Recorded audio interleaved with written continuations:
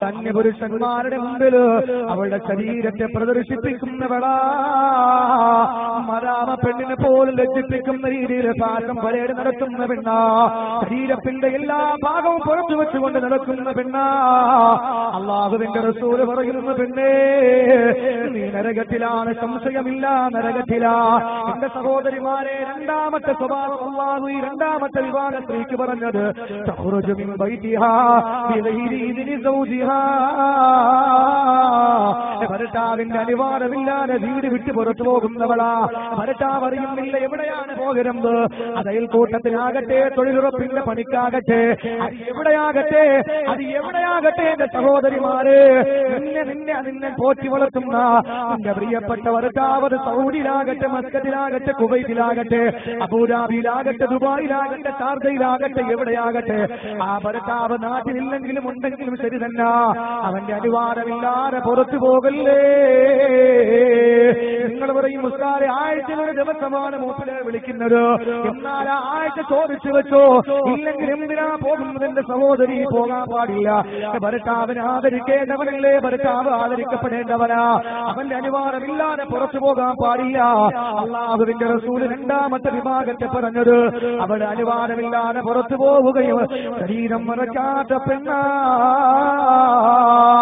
എന്റെ സഹോദരങ്ങളോട് പറയട്ടെ, ഇന്ന് ഡൽഹിയിൽ പോലും സ്വതന്ത്രാനന്തര ഭാരതം കണ്ടിട്ടില്ലാത്ത ഏറ്റവും വലിയ പ്രതിഷേധത്തിന്റെ കൊടുങ്കാറ്റ് ഡൽഹിയിൽ നടക്കുമ്പോ എന്റെ പ്രിയപ്പെട്ടവരെ, ഒരു പെണ്ണിനെ കാമകസ്വലന്മാർ 7ഓളം വരുന്ന ചെറുപ്പക്കാർ ആ പെണ്ണിനെ ചുട്ടരിക്കുമ്പോൾ, കൊന്നുകളയുമ്പോ എന്റെ സഹോദരങ്ങള് പാറി പറക്കുന്ന പ്രാഗപ്പിന് പറവയുടെ ചിറകറ്റു വീണ് മരിച്ചുപോയാ പേരറിഞ്ഞുകൂടാത്ത എല്ലാ രാജ്യത്തിന്റെ മുമ്പിലും ഈ ഇന്ത്യക്ക് നാണക്കേടുണ്ടാക്കി വെച്ച ചൈനീസ് മന്ത്രാലയം പോലും ചൈനീസ് യുവതികളോട് പറഞ്ഞത്, ഇന്ത്യയിൽ വന്ന ചൈനീസ് യുവതികളോട് ചൈനീസ് മന്ത്രാലയം പറഞ്ഞത്, പൊന്നുമക്കളെ, ഇന്ത്യ എന്ന് പറയുന്ന ബലാത്സംഗത്തിന് പേര് കേട്ട നാടാ, അതുകൊണ്ട് സൂക്ഷിച്ച് ഡൽഹിയിലൂടെ നടക്കണേ, നിങ്ങളുടെ മാനവും കൊണ്ട് തിരിച്ചു വരണേ എന്ന് ചൈനീസ് മന്ത്രാലയം ചൈനീസ് യുവതികളെ ഇന്ത്യയിലുള്ള യുവതികളോട് പറഞ്ഞെന്ന് പത്രത്തിൽ വാങ്ങിച്ചെങ്കിൽ ലോകത്തെ നാണം കെട്ടില്ലേ. എന്റെ പ്രിയപ്പെട്ട സഹോദരങ്ങളോട് ഞാനെന്ന് പറയട്ടെ, ആ പാവപ്പെട്ട സഹോദരിയെ ക്രൂരമാകിട്ട് കൊന്നുകളഞ്ഞ ഈ കാവാലികന്മാരെ എന്ത് ചെയ്താലും പ്രശ്നമല്ല.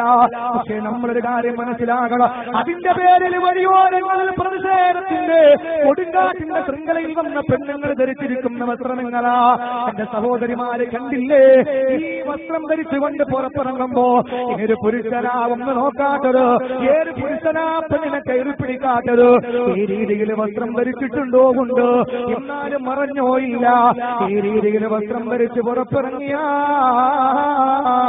അള്ളാന്റെ റസൂല് പറയുന്നു, പെണ്ണേ, നരകത്തിലാ, സംശയമില്ല. അള്ളാന്റെ സ്വർഗം നിനക്ക് നിഷിദ്ധമാ, അള്ളാന്റെ സ്വർഗത്തിന്റെ പരിമളം നിനക്ക് നിഷിദ്ധമാണ്. അള്ളാന്റെ റസൂല് പറഞ്ഞിരുന്നാ, ഞാനൊരു വിഭാഗത്തെ കാണാതിരിക്കട്ടെ എന്ന് റസൂലുള്ളാഹി പറഞ്ഞെങ്കിലോ ആ വിഭാഗം ഏതെന്നറിയോ? അള്ളാന്റെ റസൂല് പറഞ്ഞ ലമ്മറഹുമാ, ഞാൻ കണ്ടിട്ടില്ല, അതല്ലെങ്കിൽ കാണാതിരിക്കട്ടെ എന്ന് പറഞ്ഞ എന്റെ വിഭാഗത്തിൽ ഒരു വിഭാഗം ഏതെന്നറിയോ? നിസാഉനർ. എന്റെ സഹോദരിമാരെ, നിങ്ങളാണ് കാസിയാത്തും വസ്ത്രം ധരിച്ചിട്ടുണ്ട്, പക്ഷേ ആര്യ അവര് പരിപൂർണ്ണ നഗ്നരാ. എന്റെ സഹോദരങ്ങളെ കണ്ടിട്ടില്ലേ, കടയിലെ അലമാരയിൽ പലകാരം ചുട്ടുവെച്ചിരിക്കുന്നത് പോലെ വസ്ത്രം ധരിച്ചിട്ടുണ്ടോ? പക്ഷേ ശരീരഭാഗങ്ങൾ പുറത്ത് കാണിച്ചുകൊണ്ടോ പുറത്തൂടെ ഇറങ്ങി നടക്കുമ്പോ, മാർക്കറ്റിലൂടെ ചാനം തിരിഞ്ഞും നടക്കുമ്പോൾ എന്റെ ഉമ്മ അല്ലാഹുവിന്റെ റസൂല് പറഞ്ഞത്, അതുവഴി ഏതെങ്കിലും ഒരു ചെറുപ്പക്കാരന്റെ വികാരം ഇളക്കി വിടുമാറ് നീ ശരീരം തുറന്നിട്ടുകൊണ്ട് നടന്നു കഴിഞ്ഞ പൊങ്ങളേ, നീ വ്യഭിചാരിണിയാണ്. മാത്രമല്ല, നിന്നെ അല്ലാഹുവിന്റെ റസൂല് കാണാതിരിക്കട്ടെ എന്ന് ദുആരുന്നു. പരിശുദ്ധമായ റൗളയിൽ ചെന്നിട്ട്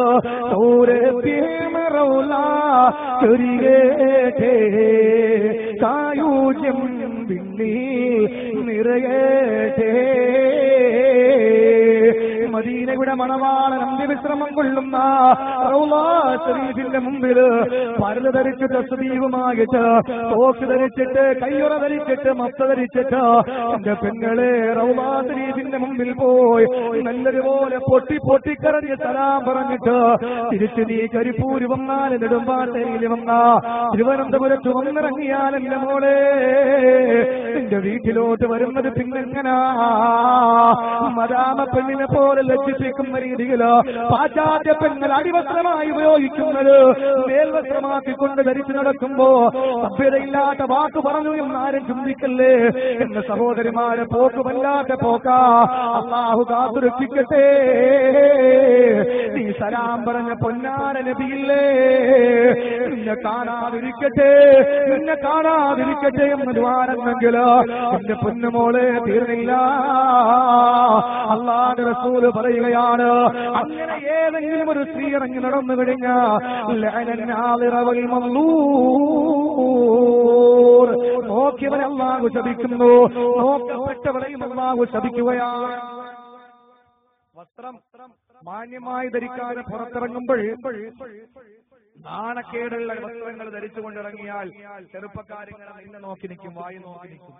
അതാണല്ലോ റസൂലുള്ളാഹി പറഞ്ഞു, ലോകം അവസാനിക്കുമ്പോൾ കുറെ ചെറുപ്പക്കാർ വരും. ഖിബിലത്തുഹും, അവരുടെ ഖിബില എന്ന് പറഞ്ഞാൽ അവരുടെ ഖിബില, അവരുടെ കേന്ദ്രം ആരായിരിക്കുമെന്നറിയോ? നിസാഉഹും, നബി മുഹമ്മദ് മുസ്തഫ.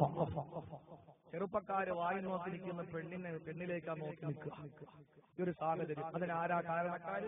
സഹോദരിമാരെ, നിങ്ങളാണ്. നിങ്ങളെ തൊട്ടാൽ ലോകമുടങ്ങും, നിങ്ങളെ തൊട്ടാൽ പ്രതിഷേധം, നിങ്ങളെ തൊട്ടാൽ നിയമപാലകരും കേന്ദ്രങ്ങളിലെ ഭരണകർത്താക്കളും സ്ത്രീശക്തിവാദികളൊക്കെയും അനുകൂലമാണ്. പക്ഷേ നിങ്ങൾ നല്ലതുപോലെ നടക്കുന്നില്ലല്ലോ. അതെന്താണ് നിങ്ങൾ ചെയ്യാത്തത്? അല്ലാഹുവിന്റെ റസൂല് പറയുന്ന രണ്ടാമത്തെ വിഭാഗം ആ വിഭാഗം. ഇന്ന് സഹോദരിമാര്, ഞാൻ ഔറത്ത് പറയുന്ന വിഷയത്തിനെ കൂടുതലൊന്നും വിശദീകരിക്കുന്നില്ല. പറഞ്ഞാൽ ഒരു പക്ഷേ നിങ്ങൾക്കത് ഇഷ്ടപ്പെടാതെ എങ്കിലും ഞാൻ പറയും. പക്ഷേ ഈ സരസിനെ മാനിച്ചുകൊണ്ട് ഞാനത് വളരെ വിശാലമായിട്ട് ഞാൻ പറയുന്നില്ല. ഒരു കാര്യം ഞാൻ പറയാം, ഇന്ന് സഹോദരിമാര് മനസ്സിലാക്കിയിട്ടുള്ള ഔറത്ത് ഏതാ? ഉസ്താദേ, ഞങ്ങൾ ഔറത്ത് മറച്ചിട്ടുണ്ട്. എവിടെ മുതലാ? കഴുത്തിന് താഴോട്ട്. അവര് പറയുന്നത് തലമുടി. അത് എന്റെ ഭർത്താവ് കഷ്ടപ്പെട്ട് അബുദാബി നയിച്ച ബോയാണ്, അത് തലയിൽ വെച്ചുകൊണ്ട് നടക്കുമ്പോൾ എല്ലാവരും ഒന്ന് കാണട്ടെ, അതുകൊണ്ട് എങ്ങനെ തലമറക്കുക? അല്ലെങ്കിലും എന്നെ പോലെ തലമുടിയുള്ള നിതംബം വരെ കാർക്കൂന്തൽ ഇങ്ങനെ കിടക്കുന്ന ഈ തലമുടി ലോകത്ത് ഈ നാട്ടിൽ വേറെ ഒരു പെണ്ണുങ്ങൾക്കില്ല, അതുകൊണ്ട് എല്ലാവരും ഒന്ന് കാണട്ടെ എന്ന് പറഞ്ഞിട്ട് ഏതെങ്കിലും ഒരു സഹോദരി തലമറയ്ക്കാതെ നാണം കെട്ട രീതിയിൽ പുറത്തിറങ്ങി നടന്നാൽ, സഹോദരിമാരെ ഒരു കാര്യം മനസ്സിലാക്കിക്കോ, അള്ളാഹുവിന്റെ റഹ്മത്തിന്റെ മാലാഖമാരുടെ പ്രൊട്ടക്ഷൻ നിങ്ങൾക്കുണ്ടാവും.